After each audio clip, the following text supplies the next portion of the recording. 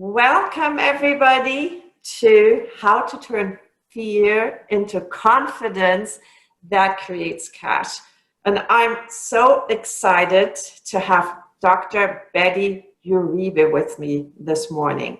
I actually wake up to her voice every morning because she is such a powerful leader and has started this wonderful inspirational prayer circle that I'm part of. And the purpose is to help and make a difference in this world for people that were impacted by COVID. So this is such a wonderful morning that I wake up to. And Dr. Uribe, I'm going to let her introduce herself, but she's a sought after leadership consultant and coach. She is involved with the World Bank, with the UN. She's a guest at the White House. I can go on forever. And that it would take 30 minutes probably to introduce everything that she's doing or more. So I'm going to let her say a few words, and she is going to help us tap into our creative zone during these times of uncertainty, because she sees a lot of opportunity in difficult times. And that's why I thought she'd be perfect to help us today and give us some inspiration. Dr. Betty, welcome.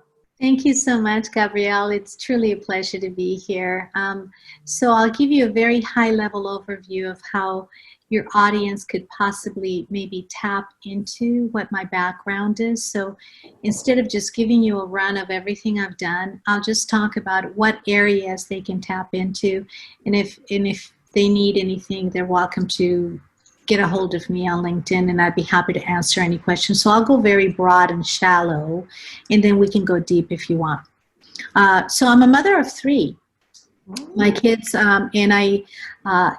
COVID has really switched a lot of things for 100% of the people in the world right now. So as we talk about pivoting in COVID, I've had to pivot in my life many, many a time. When I became a single mother of two girls who were 2 and 4 years old while going to get my master's, when I went to get my doctorate, and I was taking over a $6 billion operation to be able to turn it around to make this whole area profitable.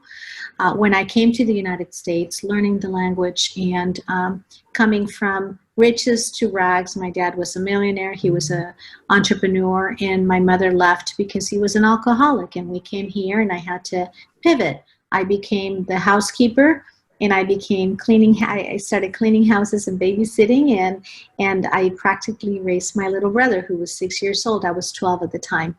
I've pivoted, and I continue to pivot just about every day. And so getting myself up in the morning, I'm very much into routines. And getting things done. What people know me for is getting things done, creating opportunities for revenue where people don't even see them, or increasing opportunities in revenue. I think women and minorities don't necessarily know how to negotiate, or are afraid to negotiate because of where we came from, because of the baggage that we carry with us, or because sometimes we don't feel like we're good enough. And so I help people negotiate. I help people restructure the way they look at their business. I help people restructure the way they look at their strengths that they bring to the table in a way that is nicely organized. In a New York minute's time, I can just take a look at your business and say, oh, this is what you need to do. Why don't you try this, this, this, this, and this, and you're going to increase your profitability by 50%. It's very simple. How can I do that, and why am I able to do all of this? I have been an entrepreneur since I was 19 years old. My first company was an engineering and manufacturing company. For those of you who are in the United States, Kaiser Permanente, which is one of the biggest healthcare facilities in the U.S., they had a gynecological light that my company engineered and manufactured. That was my first company. I was 19 years old. I've owned companies in manufacturing, automotive, real estate, and transportation here in the US and abroad. And so having been an entrepreneur since the age of 19 gives me an insight into what it's like to go hungry, what it's like to figure out, okay, what am I going to do to pay the lights, and then how to expand my business. On the flip side, I've been an executive in the financial services industry where I can actually affect change for massive numbers, hundreds of thousands of business owners here in the US and abroad. And so having been in commercial banking and in finance, I can complete both. And so when I come to the table, all of that comes to the table. And the beauty of this is I wrote a book on values based on my dissertation. And one of my values that I hold very near and dear is living in abundance. Living in abundance is giving it away and giving away your gifts. And it always comes back to you and creating opportunities for people to really grow. So that's in essence who I am. And I'm very happy to be here. Thank you so much. I hear a lot of generosity coming through, and that is beautiful. So you are in a beautiful flow of giving and receiving, and I so appreciate you being part of this series. So I love that I saw a couple of your quotes, and I love that you said, in the middle of difficulty lies opportunity. Yes. And so this fits perfect with this series, helping people pivot during uncertain times. So tell us a little bit about how we can tap into those opportunities during these difficult times, and also how we shift out of these emotions that we might have going on right now, which is fear, anxiety. Yeah, there's a lot of fear, and I'm hearing a lot of fear and anxiety. I mean, you hear it in our morning sessions, and people are when you are afraid, you freeze. You either freeze or you run and you do too much. So one or the other.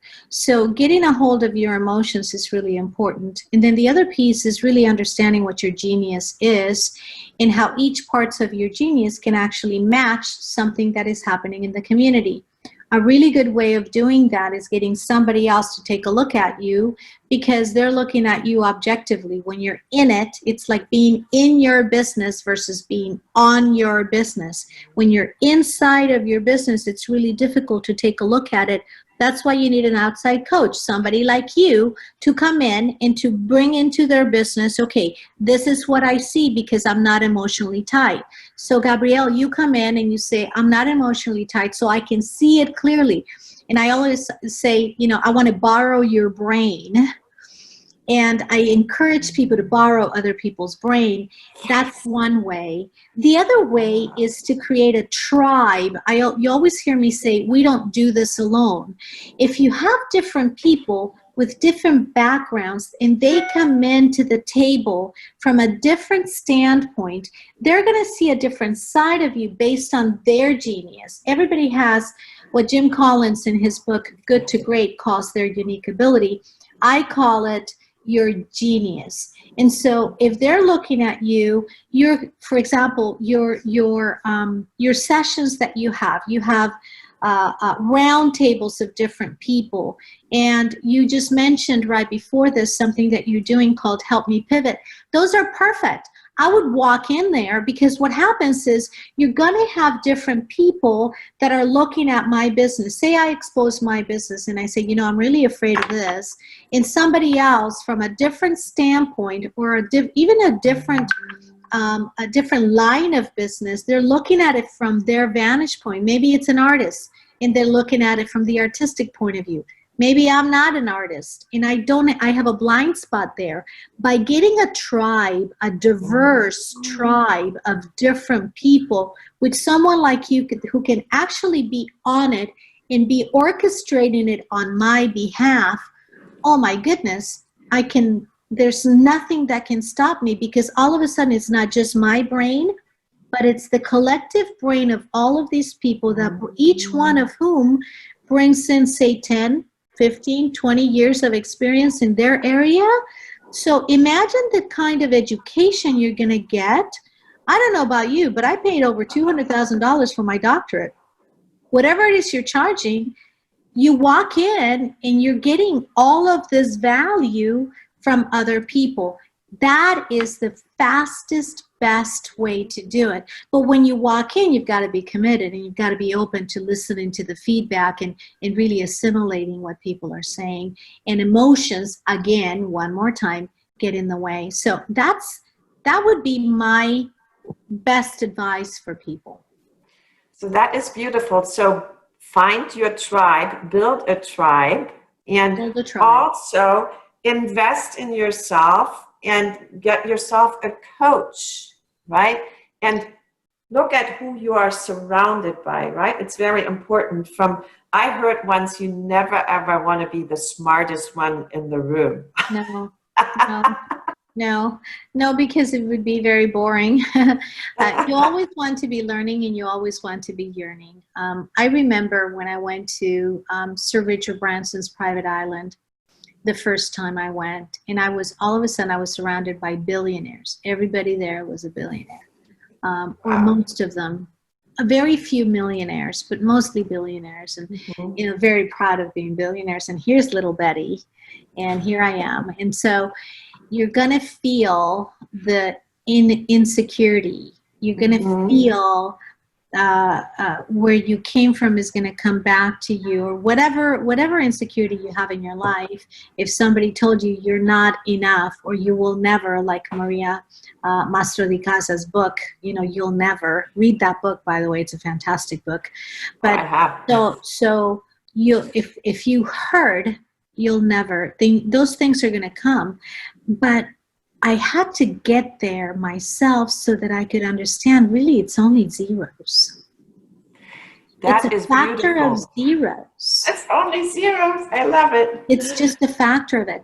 A coach a long time ago, I saved my first $1 million before I was 40 years old. And remember, I came to the United States with zero, nothing. My he was a millionaire, but my mom left him in everything and came here with nothing. And I remember when I was getting advice from other people, I'm a big proponent of getting a coach.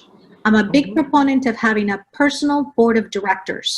And if you don't have a personal board of directors, join a tribe, such as your tribe, like I said, because you're going to have an automatic board of directors. And then you can grow into growing your own. But the first millionaire I asked, and I was in my early 20s, I said, how do I become a millionaire? And this person said, Betty, it's only 20s. It's only zeros. Don't let those zeros get the best of you. It's if you saved $1, now you can save $10. Now you can save 10,000. Now you can save 100,000. Now you can save $1 million. It's just, in the same thing when you're leading people, you're going to be leading people. It's multiples of. So you create a process that is a proven process, and then you expand that process and you manage that process. You modify it depending on the diversity of people, depending on where they come from, but we're always dealing with people. So that really resonates with me.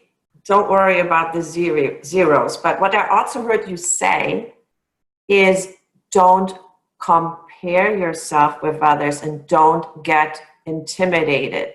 And that means courage, right? Because we need to step into our courageous self and not worry about hanging out with Richard Branson. He might have a few more zeros, but we need to step into our self-worth and develop that courage that will help us pivot and open our mind, and not to be scared because we perceive somebody else as more successful, more valuable, and it's a matter of going for it anyway, right? I heard you say that once one morning. Go for it anyway. I love that. Go for it anywhere. Yes, you're gonna have an opportunity to either have results or have regrets. One or the other. You either have results or you have regrets. The time's going to go by anyway. I wanted to mention in my book, I have there's a billionaire that I interviewed. There are generals from the White House and the Pentagon that I interviewed, and there are people that aren't billionaires, that are millionaires, that have been really successful, and people that are not millionaires in here. And I've got to tell you, the billionaire, when I asked him, hey, we're going to meet in Arizona for my interview with you, would you like me to make reservations for your hotel for you? He said, yeah. I said, okay, what kind of a suite would you like? I'm thinking this guy's a billionaire. He's going to want a big suite, maybe a side or whatever. He said, no, just a regular room is fine. Regular room? Oh, yeah, just a regular room. And, I'll pick you up at the airport because I'm going to rent a car, he said. I'm going to rent, not I'm going to send you a sedan or a limousine. I'm going to rent a car and I'll pick you up. And this person was so down to earth and so much into giving that he could be flying private. He doesn't even fly first class. He could be having a yacht. And he said, do you know how many scholarships I can give to kids for the price that I would pay for a big yacht or a big airplane or a big driver or a big pilot? No, he's all into giving. This is the kind of person that I chose to put in my book because his values, his core values are completely aligned with mine. I'm giving you an example that is a drastic example so that your listeners and your audience can see something that is so huge. You can do the same with who are you dating? Who are you spending your weekends with? Who do you have a book club with? Whose circle are you joining? If it's not completely aligned with you, Gabrielle, I decided to come into your show because your values and my values are completely aligned. You're a giver. You're sincere. When I take a look at what's important to you, giving love, wisdom, courage, freedom, vision, all of these things, and creating a life of happiness, creating a life of health and feeling free, I'm all about the same things. So we see eye to eye, so our conversations don't have to go really long for me to explain to you, well, wait a minute, this is why my values are there. Well, let me tell you about my background so that you understand. All of that is completely done. Our immediate conversation was, what are your core values? Oh my gosh, yeah, we're aligned. Okay, I'm in, done. Just like that. So this is a good time also for those of us who have time to reflect, right? Really go deep inside or tap into a coach's mind that can help you find those values. Because I remember going through an exercise with one of my coaches, and she actually helped me define those values just by listening to my stories. And I think this is very beautiful right now to tap into what are your values, because everything you do is just flows automatically as long as you're aligned with those values. And you need that alignment. People ask me, how in the world do you do so much? And how do you have clarity of thought? Yes, tapping into yourself. Meditating, if you meditate or pray or whatever it is you do, but do it and create that silent moment so that you can make sure that whatever actions you're going to take that day are completely aligned with who you want to, who you get to be. And then you mentioned it, don't compare yourself to others because you're genius. Here's what happens. If I'm comparing myself to this person because they're number one, and I'm seeing myself here, because I'm comparing myself and I'm saying, oh, I want to be number one. I want to be number one. What if my competency was way up here? And so by comparing myself to them, what I'm doing is I'm lowering myself to their limitations instead of really taking a look at what are my limitations? What if my limitations are way up here? Now I'm settling, and we tend to settle. Women tend to settle. Minorities tend to settle. And so it's really important for us to really take a look at what is it that I want to do. I can do anything I want to. My mother told me that from the very beginning, from when I was little. You can be the president of the United States. I can't because I wasn't born here, but if I were, I could.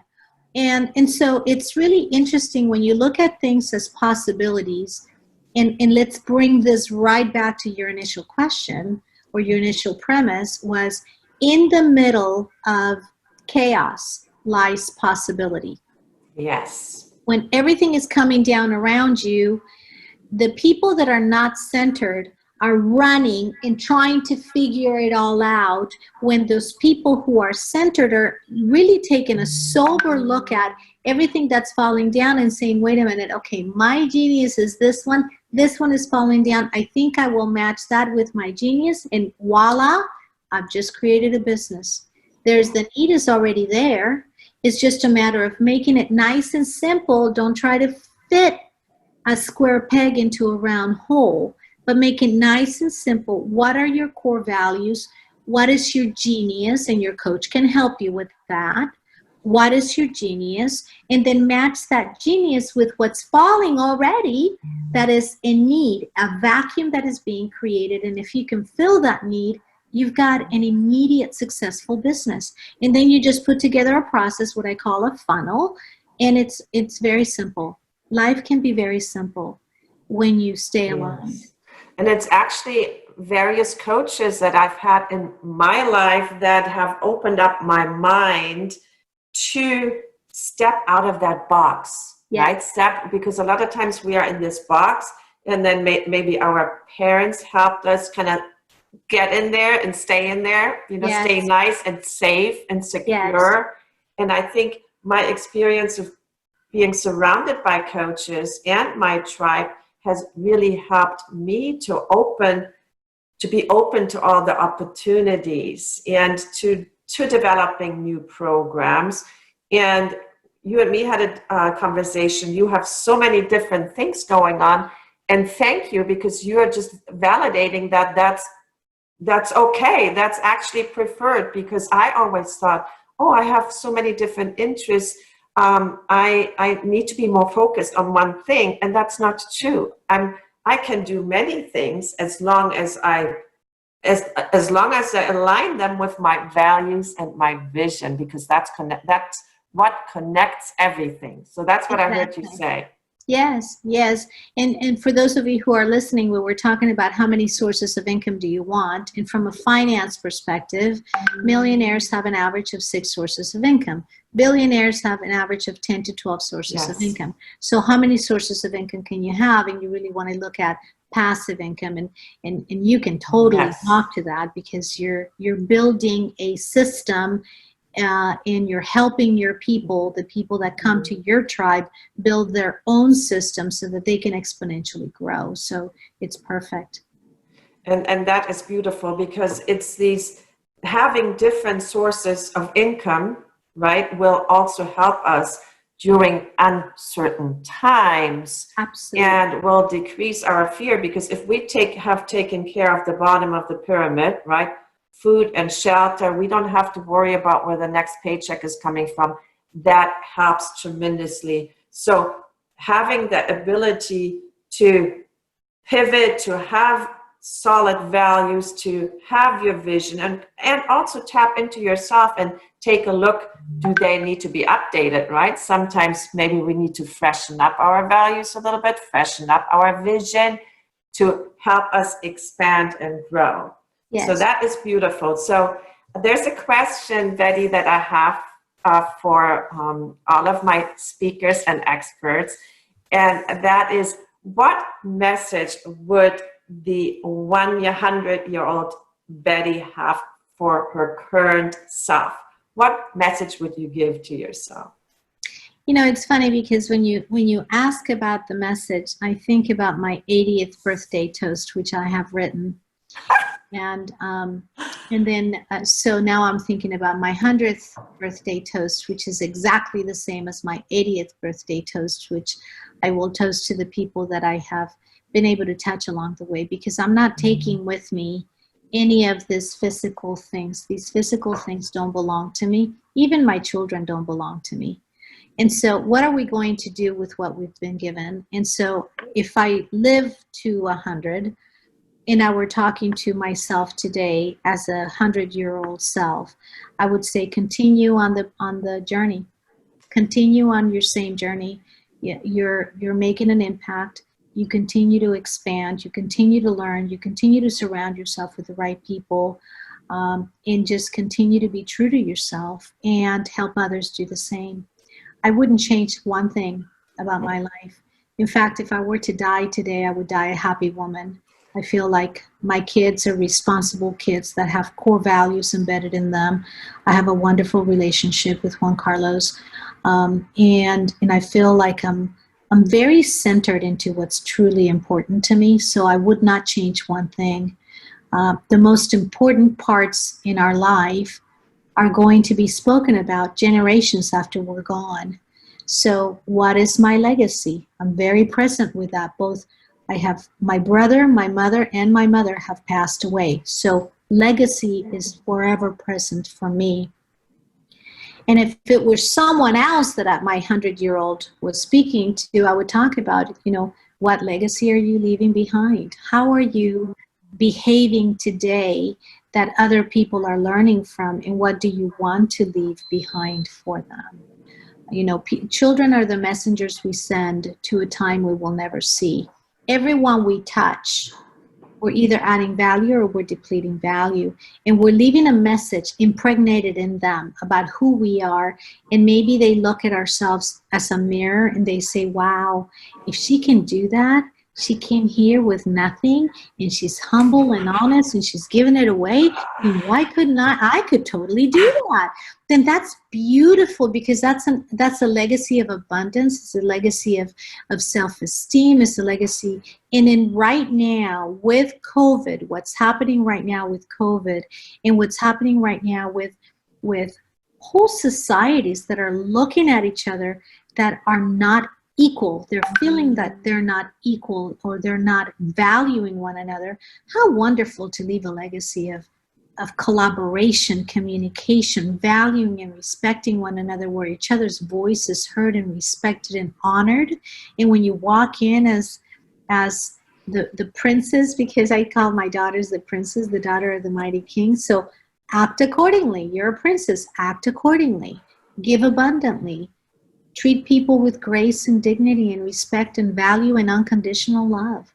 So those would be the same things that I would say if I'm 100 talking to myself today. Thank you for that. And I want to acknowledge you for the world changer you are. You literally make a difference every day in people's lives. And sometimes I wonder when you sleep. I do. I sleep when I'm tired. You're one of that all the time, yes. You're one of those people that doesn't sleep. So that is wonderful. Thank you so much. So one last thing, how can people find you that want to get more inspiration? You have a beautiful book. Can you show that book one more yes, time? Absolutely. That is values. And yes. It's hashtag values, and you can find it on my website. It's www.drbettyuribe.com. And if you have a message, or you have a question, or there's anything I can do to support you, just send me a LinkedIn message, and then put this show on the LinkedIn message so that I know it came from you. I keep track of how these things come about. So, and it's important because we give back to the right people. So hashtag values, and my website is drbettyuribe.com. But send me a LinkedIn message. I'm on LinkedIn, Facebook, Instagram, and Twitter, and also on YouTube. Thank you so much, Dr. Betty. I will definitely follow you anywhere and continue to wake up to you every morning in the morning prayer. Thank you, Gabrielle. Great talking to you.